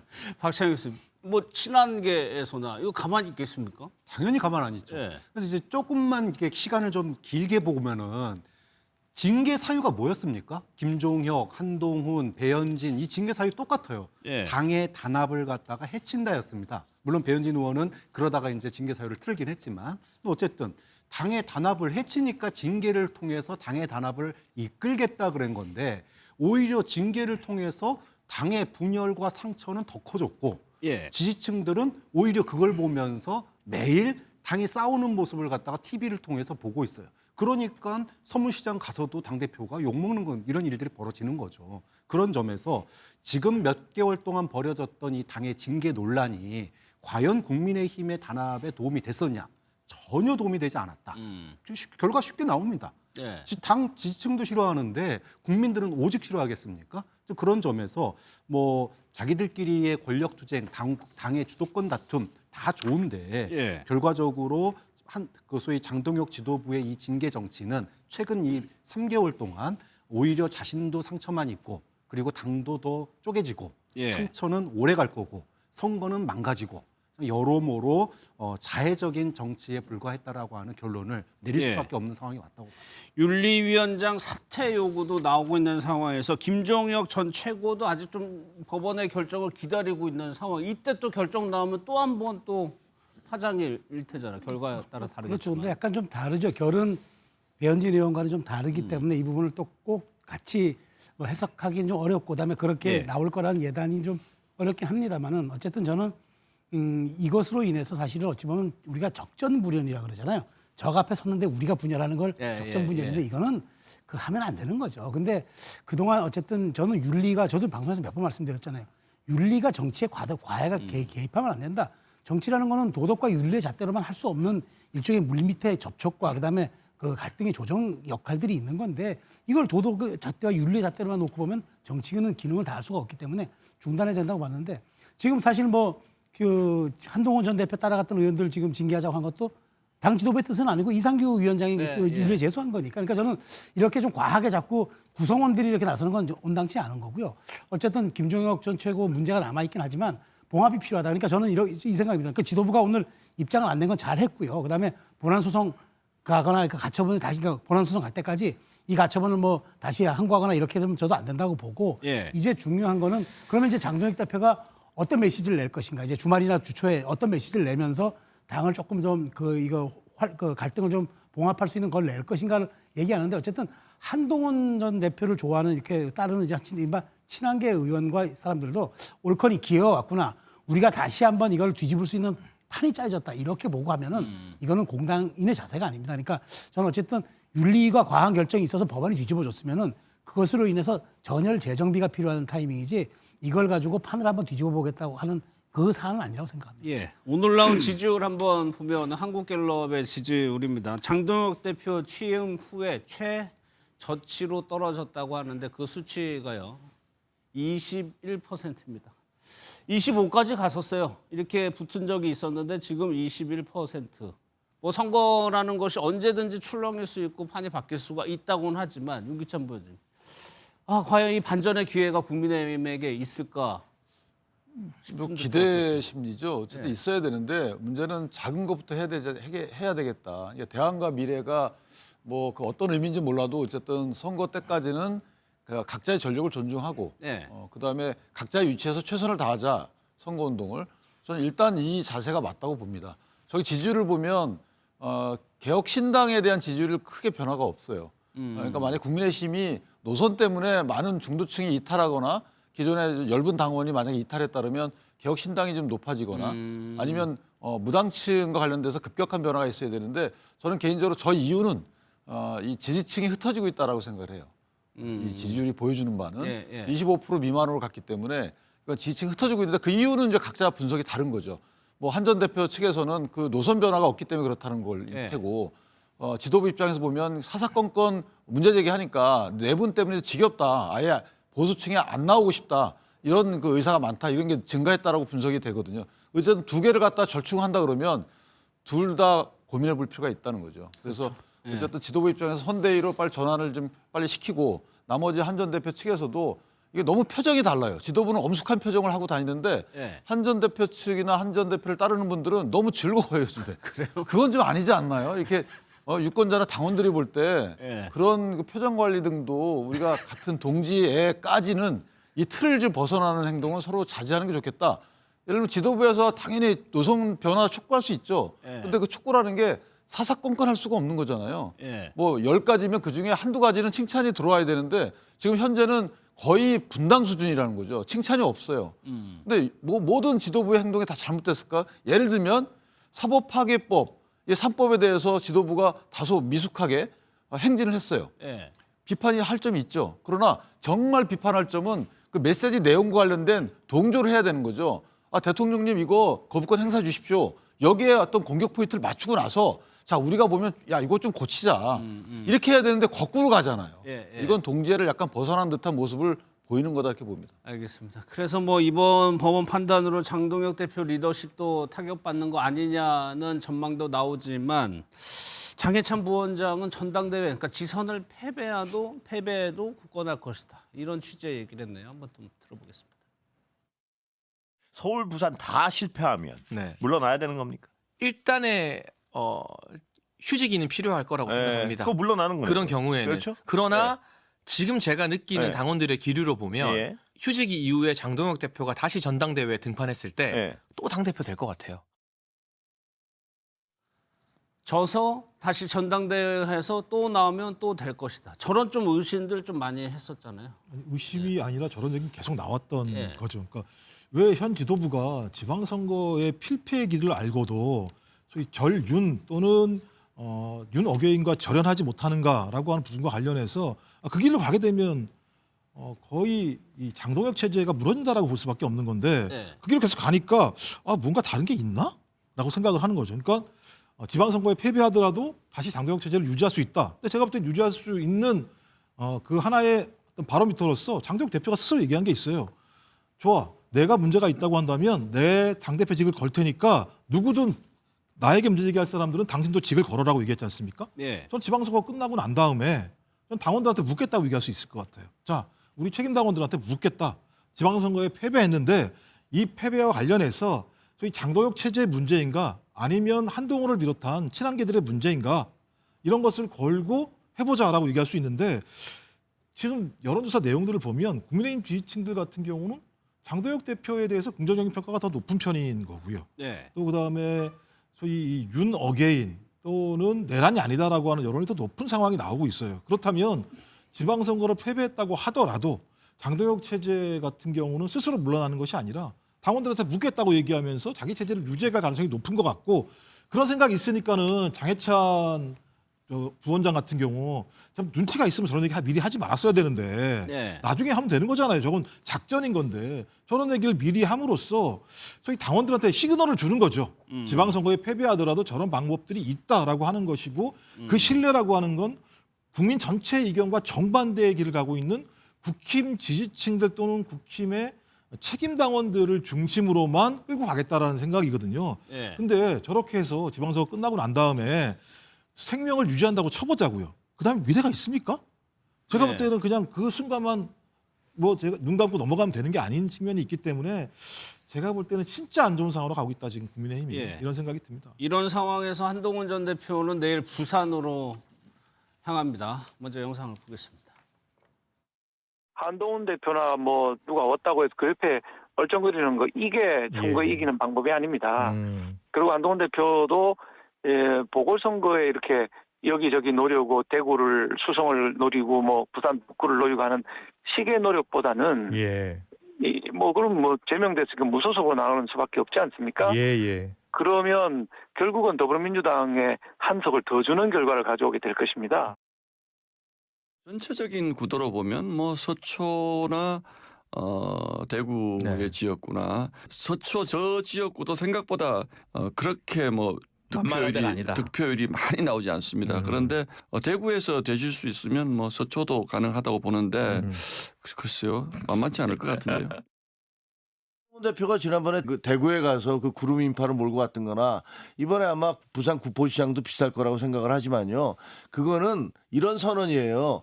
영남 당신들 거 아니다. 대구 유권자와 부산 유권자가 그냥 당신들의 개인 소유물들 아니다. 그러면 한동훈 전 대표는 내일 부산 가서 어떤 메시지를 낼까? 앞서 그러면은 저번에 대구 갔을 때 당 지도부 비판했던 거 같은데 그렇다고 부산 당장 내일 가서 이재명 대통령을 비판할 것 같지는 않고. 그러니까요. 예. 지금 사실 어쨌든 범보수의 이론이잖아요. 범보수. 한 전 대표도 분명히 여기 돌아오겠다고 얘기를 했잖아요. 그럼 범보수의 이론이라면 지금 정말 여권의 무도한 공세인 이재명 대통령이 사법 3법에 대해서도 거부권 행사하고 바로 그냥 즉시 결재를 해버렸잖아요. 그러면서 뭐 증거 조작이 더 살인보다 더 위중하다는 식으로 얘기를 하고 이렇게 되면은 사실 여기에 대해서는 진짜 화력을 집중을 해줘야죠. 지금 당에 어쨌든 전 당이었지 몸담았던 당이었지만 구성원들이 저렇게 항의 시위까지 하는 이런 와중에 부산 내려가서 무슨 걸 할지 저는 대략 생각은 듭니다. 그러니까 지금 아마 이제 전재수 의원이 이제 민주당 후보로 확정이 되면은 구포가 북구와 북갑이 비는 거잖아요. 그럼 거기에 출마하겠다는 얘기인데 저는 그건 굉장히 위험한 발상이라고 봐요. 제가 부산 현지 상황을 조금 제가 취재한 바가 있는데 전재수 의원이 북구를 지역구로 두고 있어서 부산은 이제 해운대 쪽과 이제 북구 쪽이 약간 서울로 치면 강남 강북 같은 그런 분위기인데 북갑에서 출마를 하는 전재수 의원이 나가면은 이렇게 바람몰이를 해서 되면은 북갑 쪽에서 정말 시장이 다 많이 당선된 첫 나온다는 거예요. 그러면 지금 여기가 똘똘 뭉쳐 있고 전재수 의원의 영향이 강한 데라 그러면은 이 바람을 차단해 줄 맞불을 놔야 되는데 그런 측면에서 지금 부산에서 2승 2패를 했던 박민식 의원이 벌써 몇 달 전부터 내려서 표를 갈고 있거든요. 가는 상황에서 그러면 전재수의 부산 바람을 서부 북갑에서 정도 차단을 해줘야지 이게 부산 시장 선거와 연동되는 건데 한 전 대표는 그런 구상까지 안 하고 북갑 내가 이길 수 있다고 나가버리면은 삼파구도가 돼버리잖아요. 그러면 이게 부산 북갑을 민주당이 헌납하는 걸 넘어서 부산 시장까지도 이게 파급력과 영향을 끼치는 그 최악의 선거 결과를 가져올 수가 있어요. 이건 한 전 대표는 그걸 원하지 않을 거라 보고 그런 측면에서 제가 보기에 내일 구포시장 가더라도 아마 뭐 선언하지는 않을 겁니다. 아마 시장 방문 세 과시에 그칠 것 같은데 중요한 건 지금 박민식 의원은 박민식 의원이 얘기한 논지는 북갑에서부터 전재수 바람을 차단해 줘야 된다. 나오는 걸 전제로. 그렇다면 한 전 대표가 만약 그 역할을 할 수 있을 것인가? 그런 측면에서 국민의힘 전체적으로 보는 선거 국면과도 전략과도 좀 배치된 측면이 있어서 한 전 대표 선택은 좀 쉽지가 않을 거라고 봅니다. 그러면 내일 한 전 대표 뭐 부산 여기 시장 갔을 때 또 얼마나 많은 사람들이 올지 모르겠지만 박찬영 교수님 많이 온다면 또 많이 온다고 또 보도가 될 거란 말이에요. 네, 우리가 이제 지난번에 대구 서문시장 갔을 때 환호하는 지지층과 비난하는 국민의힘 지지층 이 두 개가 정말 극단적으로 육교를 사이에 두고 이렇게 대립했던 장면을 본 적이 있었습니다. 이번에도 아마 좀 비슷할 거라고 봐요. 결국은 환호하는 사람이나 그럼 거기 가는 사람이 지금 문제다라고 앞서서 좀 말씀해 주시는데 거기 가는 데는 이유가 있는 거예요. 환호하는 사람들이 있으니까 가는 겁니다. 왜 환호하는지를 봐야 되는데 저는 국민의힘의 지금 가장 큰 문제점은 이렇게 두동강난 지지층의 이 민심을 당심을 지금 국민의힘 지도부는 수습을 못하고 있다. 앞서서 제가 징계를 하면은 단합이 될 거라고 그랬는데 오히려 골이 더 깊어졌어요. 오히려 이미 당원도 아닌 징계로 제명된 사람이 대구 가고 부산 가는데 한쪽에서는 환호하고 한쪽에서는 비난하고 이게 지금 벌써 2번이나 리플레이가 된단 말이에요. 그러면 그걸 바라보는 부산의 소위 그 과거에 국민의힘을 지지했던 유권자들, 일반 국민들은 무슨 생각을 할까요? 이번에는 국민의힘은 좀 어렵지 않겠냐. 이건 좀 뭔가 좀 이거 이상하다. 대구 민심도 마찬가지예요. 이상하다고 보는 거예요. 왜? 자기들끼리 국민의힘 지지했던 사람인데 나눠가지고 한동훈 찬성, 한동훈 반대 이러고 있으니까 얼마나 이상합니까? 이 당은 좀 이번에는 좀 고생 좀 해야겠구나라고 하는 생각을 보는 국민들로 하여금 불러일으킬 수밖에 없다. 이제 그런 점에서 간 한동훈이 문제인지 아니면 이런 상황을 만든 장동혁 체제가 문제인지 좀 국민의힘 내부는 좀 심각하게 고민해봐야 될 것 같아요. 윤기찬 부위원장님, 신동욱 최고위원이 서초 얘기했거든요. 이건 뭐 물론 전제가 있는 겁니다. 그런데 만만치 않을 거다. 만약 가정을 한다면 그렇게 평가를 했어요. 윤기찬 부위원장은 어떻게 보세요? 그러니까 이제 그 본인이 만약에 서울시장에 출마해서 후보가 된다면 국회의원직을 사퇴해야 되는 거니까 그럴 때 한동훈 전 대표가 이제 거기 온 것에 대한 평가인 거죠.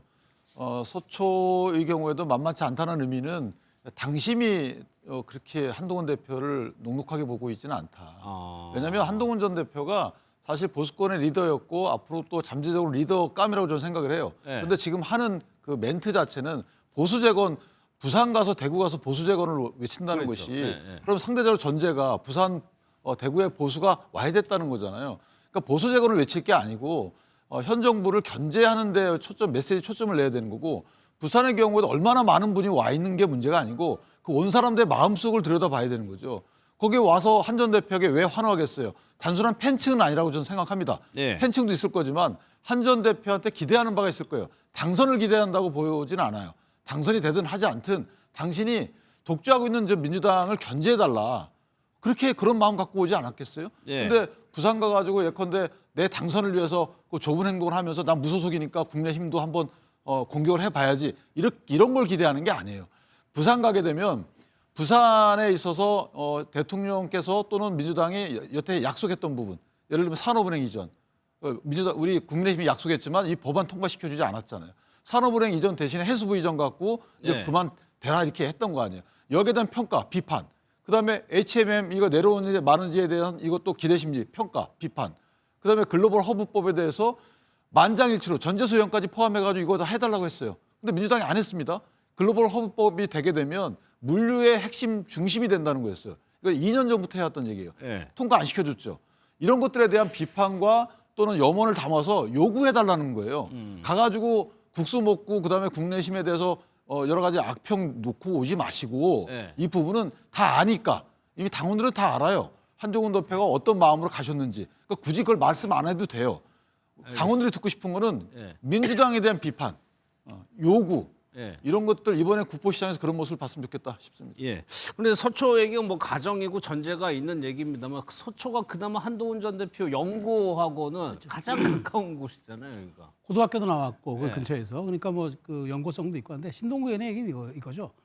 그 양지만 찾아서 그러니까 내가 물론 뭐 정치인이 출마할 때 당연히 당선 가능성이 높은 지역 찾아가는 건 맞지만 그럼에도 불구하고 한동훈 전 대표 같은 중량감 있는 정치인이 그렇게 죄송합니다. 양지만 찾아가서는 되겠느냐. 그 얘기를 하는 거고 그다음에 그렇게 했을 경우에 서초도 쉽지 않아 만만치 않을 것이다. 이런 얘기는 한 전 대표가 조금 더 말하자면 좀 전략적 어떤 그 침묵이라든가 그런 공간을 통해서 조금 자신의 다음 스텝을 생각하는 그걸 권유한 게 아닌가 그런 생각이 듭니다. 이제 여권 내용 살펴볼 텐데 방송인 김어준 씨가요. 김민석 총리를 또 다시 좀 비판했네요. 어떤 내용인지 한번 보겠습니다. 그러니까 우리 국가의 입장에서도 일상이 아니었거든요. 대통령이 이제 외유였어요. 그래서 대책 회의가 없어 뭐가 뭐 어떻게 하자는 거지? 지금장은 대통령이 만들어가던 주식시장 그 분위기 하에서 대통령이 공급하던 신뢰자산에 올라간 면이 있는데 대통령이 순방 중이에요. 이런 상황에서 기민하게 대응하는 국무회의도 없어요. 그런 리더의 부재가 불안감을 더 증폭시켰을 거라고. 아빠 없는 자식 같은 느낌이잖아요. 네. 저렇게 방송에서 얘기한 거에 대해서 국무총실실을 비롯해서 김민석 총리도 반박하는 듯한 내용을 냈단 말이에요. 김어준 씨는 왜 자꾸 김민석 총리에게 좀 계속 비판하는 듯한 느낌이 드네요. 그러니까 저도 좀 이해가 안 되는 게 사실관계를 알고 얘기했는지 사실관계를 모르고 얘기했는지 모르겠어요. 아니 매일 관계장관 회의를 했단 말이에요. 매일 회의했다고 하네요. 네, 매일 관계장관 회의를 했어요. 그리고 이 관계장관 회의를 공개할 수는 없어요. 왜냐하면 위기의 상황이기 때문에 이 회의 자체를 공개할 수 없고 내부에서 어떤 걸 준비해야 하는 단계이고 또 대통령이 회의에서 돌아오고 난 다음에 무엇을 할 것인지를 이렇게 준비하는 과정들이거든요. 근데 김어준 씨가 본인 유튜브에서 하는 얘기가 뭐냐면 본인이 30년 동안 이 판에서 정치를 했기 때문에 잘 안다고 얘기를 해요. 그러면 이 와중에서 관계장관 회의를 했다는 걸 몰랐을까요? 알았음에도 불구하고 소위 총리 체제하에서 아무것도 안 한 것처럼 얘기했다라고 하는 건 예. 누가 봐도 어떤 의도성이 있는 것 아닌가. 근데 이게 일회성이면 상관이 없는데 맨 처음에 여론조사에 그랬죠. 그 서울시장 여론조사에 김민석 총리를 집어넣을 때부터 일단 단순 해프닝으로 그럴 수는 있어요. 근데 그 이후에 일련의 과정들을 보게 되면 어떤 형태로든지 당을 두 개로 쪼개는 과정에서 김어준 씨의 스피커가 역할을 하고 있다라고 하는 것은 사실이거든요. 예. 그리고 그 내용 자체도 매우 상식적인 방식으로 지지층이 들어도 이해할 수 있어야 되는데 예. 그렇지 않은 내용들을 계속 얘기하고 있는 측면이 있다. 전 그렇다면 두 가지가 있겠죠. 제가 볼 때 뭔가 의심하는 구체적인 정황 증거를 김어준 씨가 알아서 어떤 사람이 의도를 갖고 이 일을 했다라고 본인이 확신했거나 아니면 대통령실에서 벌어지고 있는 정부에서 벌어지고 있는 문제와 관련해서 소위 다르게 이해하고 있는 오해가 발생해서 그 오해가 계속 확산되고 있거나 예. 전 그렇다면 그런 상황이라면 저렇게 공개적으로 얘기할 게 아니라 모르는 사람들이 아니잖아요. 예. 확인하면 되는 거잖아요. 전 그래서 지금의 일련의 상황을 보면 김어준 씨가 어떠한 의도와 생각을 가지고 저런 발언을 하고 있다라고 볼 수밖에 없다. 저희들이 상식적으로 생각할 때는. 예. 전 그렇다면 그 의도가 저희들이 대부분 얘기하는 겁니다만 당대표 중심으로 얘기하는 거 아닌가라고 예. 하는 의구심이 분명히 있는 거죠. 정청래 대표요? 그렇죠. 당대표 예. 입장. 그렇다면 그 반대가 되는 건 뭐냐면 김민석 총리에 대해서는 비판적인 입장이 되는 상황인 거죠. 근데 제가 볼 때는 저 두 분과 관련해서 서로 문제가 없다라고 얘기하고 있는데 오히려 따지고 보면 지금 김어준 씨가 오해를 더 키우는 양상으로 가고 있다. 예. 그래서 저는 이건 뭔가 의도가 있는 것 같다. 근데 예. 제가 뭐 본인이 그 의도가 있다고 얘기를 안 할 테니까 알 수는 없는 지경인 거고 예. 굳이 저렇게 할 이유가 있나? 지방선거를 앞두고 저희 그 모든 일간지 같은 데 보면 제목이 자, 민주당은 속도감 있게 공천을 하고 있고 국민의힘은 노선 갈등을 하고 있다는 상황인데 굳이 이 상황에서 정치를 잘 알고 있는 김어준 씨가 저런 얘기를 해가지고 민주당에 도움이 될 게 뭐가 있을까라는 생각이 들어서 예. 6월 때까지 그냥 계시는 게 나을 것 같다 이런 생각이 들긴 합니다. 특이한 현상입니다. 이제 총리실 김민석 총리가 이제 신경전을 벌이는 모습인데 송영길 전 대표의 발언도 좀 논란이 되고 있다고 하네요. 한번 직접 들어보겠습니다. 워낙 성품이 온화하시고 뭔가 이렇게 도전해서 돌파하는 이게 부족하고 이미 사모님이 절대 반대한대요. 뭐 나이도 이제 굳이 이게 승리의 전망이 없는데 여기다가 노후를 이렇게 투자할 만큼의 투지가 있겠습니까? 저는 대구에 가서 그랬어요. 김부겸 총리한테 의존하지 말아라. 본인이 싫다는데 왜 그렇게 추대하자 그러냐. 나 이런 정치는 좀 투명하지가 않다. 예. 아니 그렇게 우유부단한 사람한테 왜 이렇게 의존하느냐. 난 더 이상 김부겸 추대론하고 끌려다니는 모습은 대구 경북 발전에 도움이 되지 않는다. 저는 이렇게 생각합니다. 그러니까 대구시장 특히 김부겸 전 총리 관련해서 얘기한 것 같아요. 네. 그런데 부적절한 발언이죠. 결국 네. 사과를 했습니다. 김부겸이라고 하는 사람이 계속 회자가 되는 이유는 간단한 거예요. 그동안에 민주당의 험지인 네. 경상도 특히 대구에서 고생을 했잖아요. 얼마나 고생 많이 했습니까? 그러니까 지금 이제 부지기 좋을 때 이럴 때 한번 정말로 대구에서 일을 낸다면 소위 말해서 김부겸 전 총리가 지금도 큰 정치인이지만 예. 더 큰 정치인으로 발돋움할 수 있는 정말 어떻게 보면 마지막 기회일 수도 있는 거잖아요. 그런데 이걸 갖다가 뭐 나이를 먹었네 또는 뭐 아내가 싫어하네 성격이 우유부단하네 이런 얘기를 하는 게 예. 본인이 지금 다시 국회로 돌아오려고 하고 있는 이 상황에서 과연 할 이야기인가 좀 그런 점에서는 매우 부적절한 발언이었다. 그리고 이런 부적절한 발언을 하는 분이 예. 차기 당권 얘기도 지금 나오고 있잖아요. 그럼 국회 돌아와서 당권 진다 그러면 앞으로 계속 이런 식으로 발언할 건지 예. 이 부분까지 고려해 본다면 이 부분은 좀 비판받아 마땅한 내용 아니었냐. 예. 뭔가 의도를 예. 갖고 본인이 예를 들어 뭐 홍일학 전 의원을 갖다가 꼭 밀어야 되고 뭐 당 내의 어떤 그 조직을 소위 말하면 당의 어떤 지분이나 소위 개파를 만들 생각이 있다면야 뭐 모르겠지만 예. 그게 아닌 상태에서 이런 얘기를 했다? 이거는 글쎄요. 저는 왜 이런 얘기를 했는지 이해가 도저히 안 되는 거예요. 최성 평론가는 이런 모습을 좀 어떻게 보세요? 저도 송영길 대표가 자신감이 너무 좀 과해졌어요. 그러니까 이게 지금 보니까 지금 뭐 어제 정청래 당대표 만나서 뭐 단판, 그러니까 제가 보기에 뭐 단판을 짓겠어요. 다만 만나는 모습을 그렇게 연출해서 동등하게 난 전 대표로서 이 정도 예우받고 있다는 걸 보이고 싶었겠죠. 그러니까 지금 송 대표가 어쨌든 2심에서 사실은 이게 완전한 무죄는 아니었고 다만 이제 증거 수집 문제 때문에 무죄가 난 건데 마치 개선 장군처럼 지금 저렇게 하는 에너지가 너무 과해서 전 이 말 실수도 나왔다고 봐요. 그러니까 내 문제 이런 거 빨리 돌파하는데 이게 뭐 대구 경북에서 김부겸 문제 가지고 질질 끌어도 되겠어? 뭐 이런 식의 자신감 얘기하다가 결국 이제 이것도 일종의 설화죠. 그런데 송 전 대표가 지금 저렇게 자신감 보이고 있는 이유는 이걸 겁니다. 지금 여권의 내부와 무관하지 않다니까. 즉 김어준 조금 다루고 있는 김어준, 정청래 이런 부분들이 이른바 뉴 이재명으로 대표되는 새로운 지지층 유익과 맞물려서 송영길이라는 사람이 조금 말하자면 국회에 들어가고 이렇게 입성했을 때 내가 레짐 체인지 이른바 좀 힘을 바꿔내는 정권을 바꾸고 내부 정권을 바꾸는 이른바 레짐 체인지 역할을 할 수도 있을 것 같은데 그런 역할들이 본인이 자신감이 딱 생기다 보니까 김부겸 같은 저런 원로들도 쉽게 대하는 발언들이 나오는 거예요. 그러니까 지금 송 전 대표에게 지금 조심스럽게 좀 우려가 되는 거는 지금 저렇게 과한 자신감이 독이 될 수도 있고 그다음에 지금 이제 그 본인이 들어가면은 여러 가지 앞으로 정청래 대표와 대결 구도도 생각하는 자신감이 있겠지만 그것까지 가기에는 일단 지금 국회 입성이 급하다. 더 낮은 자세로 로우키로 빨리 이 문제를 해결하는 게 맞지. 저렇게 사진을 보여주면서 이재명 대통령의 주변 사람들 다 내 옆에 있어요. 정치인 대표한테 단판 짓습니다. 이런 자신감은 결국 도움이 되지 않을 것 같다 생각이 들어요. 그럼 실제로 김부겸 전 총리의 출마 가능성이 좀 있는 겁니까? 지금 어떻습니까? 뭐 제가 볼 때는 이 부분은 김부겸 전 총리의 결단에 달려 있다고 생각이 들어요. 그러니까 누가 뭐라고 하더라도 대구에서 유일하게 대구 유권자들의 선택을 받으신 분 중에 한 분이잖아요. 그리고 대구에서 소위 진보적인 민주당의 주자입니다만 근데 중도적인 성향을 가지고 있고 대구에서 충분히 수용할 만한 인물이고 특히 이번 선거 같은 경우 민주당 입장에서는 지방선거의 압승이라고 하는 것이 단지 민주당의 승리뿐만 아니라 내란 문제에 대한 전국적 차원에서 이런 일이 있으면 안 된다. 그리고 새로운 시대로 가야 된다라고 하는 상징적인 방점이 만약에 대구시장에서 찍히게 된다면 매우 유의미한 정치사적인 변화라는 생각이 들거든요.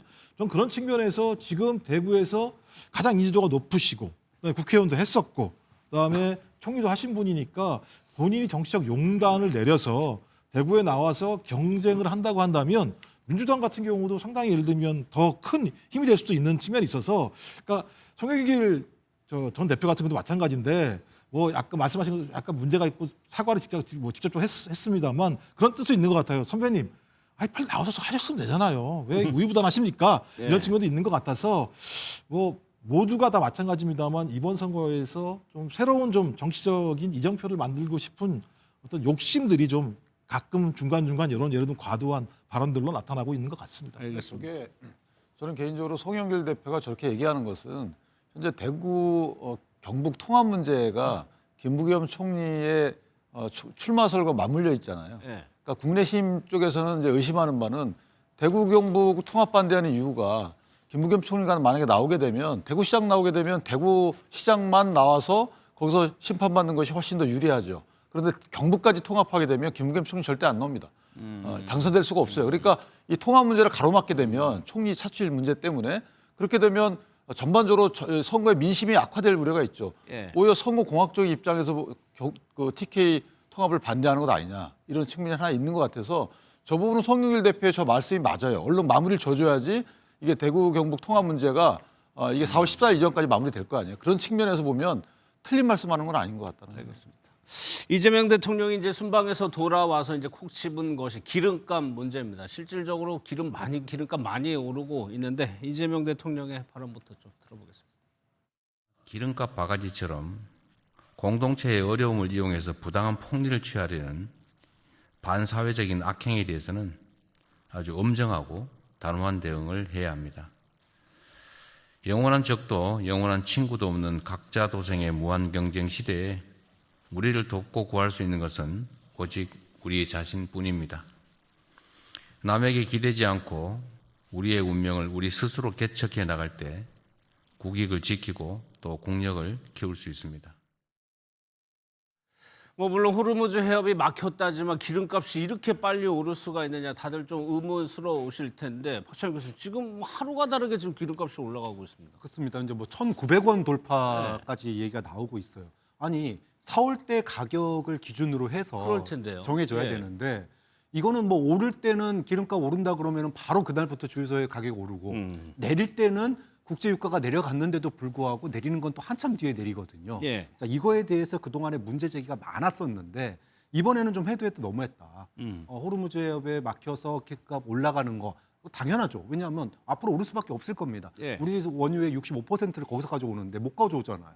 그런데 이게 정유가 돼서 시장에 풀릴 때까지는 시간이 있는데 우리 국민들이 당장 지금도 물가 높다고 난리인데 하루에 뭐 200, 100원씩 계속 올라가면 장거리 출퇴근하시는 분들은 정말 죽고 싶은 마음이거든요. 화물차 경유 쓰시는 그렇죠. 분도 그렇죠. 그분들 생계가 예. 달려 있는 문제예요. 좀 그런 점에서 이재명 대통령이 이 이야기를 꺼낸 거는 그 동안에도 참 이 논란이 많았는데 예. 이번에는 이 문제를 갖다가 한번 확 끊어보겠다. 그래서 소위 시간차가 걸리는 이 문제에 대해서 왜 이런 일이 발생하고 있고 다시는 이런 일이 발생하지 않을 조치를 갖다가 취해 주기를 아마 국민들도 바라고 있을 것 같아요. 사실 이재명 대통령이 피부에 와닿는 작다고 할 수 있지만 피부에 와닿는 정책들을 개선하면서 지지율이 또 올라갈 가능성도 있는 거거든요. 그렇죠. 그러니까 경기도에서부터 이미 성남시장 경기도부터 가장 어떤 밑바닥에 있는 민생 경제라고 하는 부분들을 본인이 다 체감해 왔었고 예. 그 문제를 풀어가는 방법들을 알고 있거든요.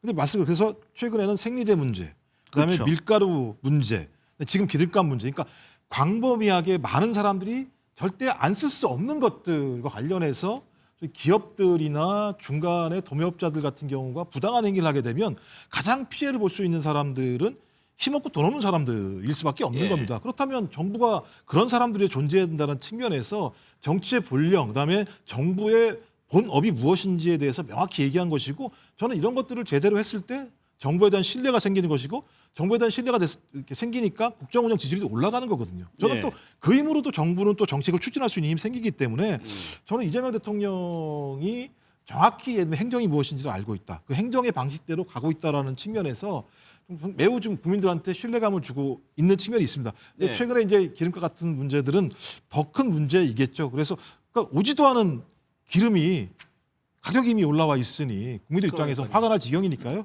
네, 그런 일이 절대 없도록 해야 될 거라는 생각이 듭니다. 예.